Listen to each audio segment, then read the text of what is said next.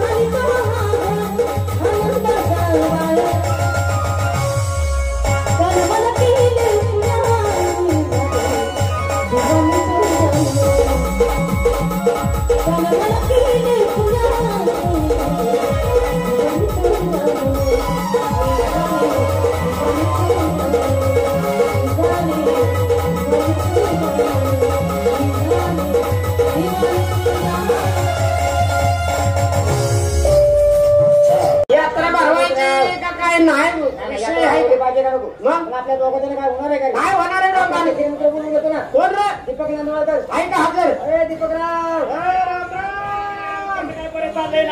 काय विषय चालला गावची यात्रा. अरे गावची यात्रा दरवर्षी तर आपण भरवतोय दरवर्षी कार्यक्रम आमची पुरा ऐकतात करा नाही ना आता ह्याच्या पोराने किती गेल्या वर्षी कालवा केला अरे काय यंदा आपण तमाशाचा कार्यक्रम ठेवायचा पण गावामध्ये एक नियम आहे ठेवायचा का? ज्याचं पोरग तमाशात कालवा करेल हा. त्याच्या बापालाच तुडवायचा आणि बांधण्यात होते राव आता बापाने केलंय अरे बापाने काढलं नसतं ते कालवा करायला असं का घाबरेल तू सोपा नेमका त्याला सांगायचं तिथलं पोरग काढलं तिथं नेऊन घाल कुठं? ज्या शाळेत काढलं त्या शाळेत नेऊन पेटव की त्याला कालवा करायला आले सत्या पोरगा उद्याच्या उद्या पुण्याला पाठव चालतंय आणि दुसरं बाहेर काढ नाही ना बारकं मराठी शाळेत आहे ते चांगलं असतं हे कुठलं ते दुसऱ्याच्या घरातलं पैसे चोरतोय असं का हे. पोरांना वळणच राहिली नाही तर काय ह्याचं कारण आहे अरे. ती दोन पोर आहेत ना हा. त्या सत्याच्या पोटचीच नाही ती मग काय यात्रा कमिटीने काढले काय अरे पोरं ह्याच्यात कुठची आहेत? हा. फक्त ह्यो बापाच्या पोटचा नाही रस्त्याला बोंबल की काय ना गावात आपलं कोण कुणाच्या पोटतंय ही काहीच कळण आलंय बरं हा बाकीचा विषय बाजूला राहू द्या गावची यात्रा जवळ आली हो ना. त्यासाठी आपल्यामध्ये शहाणा सुद्धा माणूस पाहिजे कोण?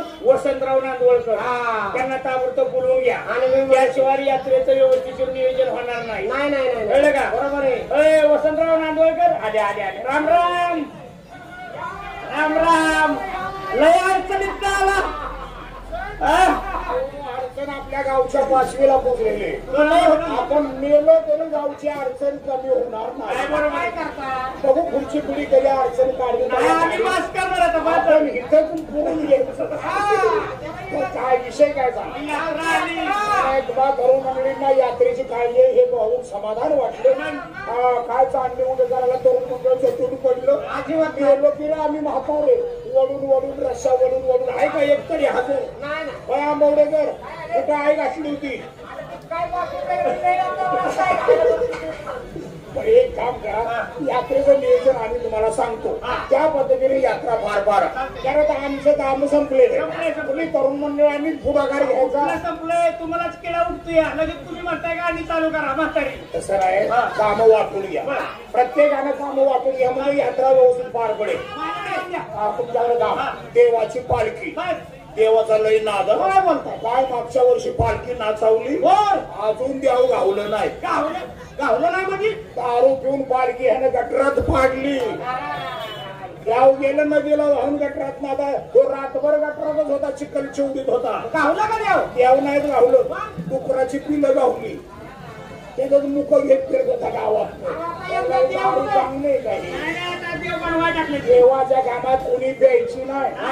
देव बनवा टाकलं आणि पैशाचा वर्गणी गोळा झाली की देऊन टाकू. आणि तमाशाचे पैसे देताना तुझ्या घरी विकतो आम्ही. काय बोलतोय का? गावाला पुरवठा कशाबद्दल तुमचा तुम्ही भरपाई करा आणि देवा आणा.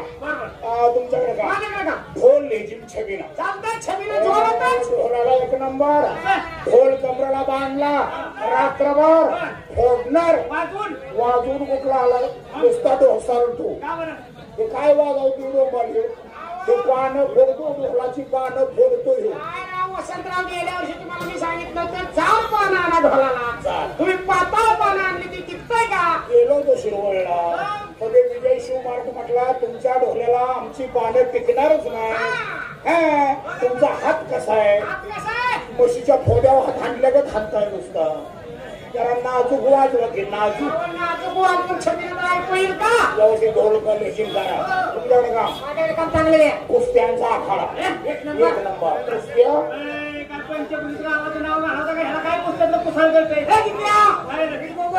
पाहू नका, मी सांगतो समजावून. तुम्हाला समजतं का कोणाबद्दल काय बोलावं? अहो यांचं घराणं म्हणजे आपल्या गावातलं एक नंबरचं भांडवल घराणं. हे भांडवळ आहे. काय बोलते ते कळते का? हे भांडवळ आहे. काहींची वड्या बघलीची आवड त्यांना उभ्याने टाकले का 11 महिन्याची पाहिजे असेल. माझा राग अहो ते एकट्यात बोंबाला तुम्ही बघतोय भांडवळ म्हणतायत. अहो यांचं घराणं म्हणजे आपल्या गावातलं एक नंबरचं पहिलवान घराणं. यांचे आजोबा वडील एक नंबर पहिलवान. आयुष्यात यांच्या बापानं पहिलवान कधी पाडला असा बोकांनी घेऊनच पडायचा. त्याचा डावच विचित्र. एकदा पहिलवान बोकांनी घेतला आखाड्यात पोही धरली, नक्या रवल्या, उठतच नव्हता. आखाड्यात तुडवून गेल्या उठायचा. असा नक्या रावायचा. आणि यांची कुस्ती शेवटची कुस्ती काय मारली तुम्हाला सांगतो. खंडाळ्याच्या आखाड्यात पंजाबचा पैलवान त्याला यांच्यावर उठला शब्द फसला. पंजाबचा पैलवान यांच्या विरोधात उठला. आखाड्यात अर्धा तास खालवर चाललेली, कुणीच कोणाला तयार नाही अशी माती उधळत होती. तसेच माजलेले खोंडच एकमेकाला फिरले. काय म्हणजे नजरच ठरत नव्हती. शेवटी त्या पंजाबीनं त्यांना डावात खाली घातलं. त्यांनी खालून डाव केला. हे त्याच्या जांगाडात चावलं. तेव्हा पंजाबी पळाले, ते लावलंच नाही. वसंतराव तो माझा डाव होता असा. आणि डाव करता करता दुसरंच कपडे तोंडात आला असतं. असा डाव काय कामाचा म्हणलं डाव. अहो तरी मी हे विचार करत होतो, जत्रा संपल्यावर हे घरी 2 दिवस का यावं लागले. आता महत्वाचं काम राहिलं म्हणजे वर्गणी. तुम्ही सगळ्यांनी मिळून गावाची काढायची. काढतो काय वर्गणी. वर्गणी करा घ्या ना. काढायची म्हणल्या वर्गणीच काढायची तर काय करतो. कोण तुला हात लावून देणार आहे? वर्गणी पैसे जाताना पानं घेऊन पानं वहीची पानं. त्याला वेगळंच वाटते. त्याला वाटते बिले पानं. गाड्या करायच्या वहीची पानं घेऊन जा. नाव मांडा, आकडा टाका, ठोकर मारा. गावाला हिशोब देता आला पाहिजे. काळे पांढरे निवडा. काळे पांढरे त्याला किती आडनावाची माणसं आहे. आम्ही काळे, हे पांढरे तू थोडे तू गेल्याला बोलून घे. बरोबर आहे. वेगळा हिशोब द्या. आणि जो वर्गणी देणार नाही ग्रामपंचायत मध्ये आणायचा. खांबाला बांधायचा. हिसकायची.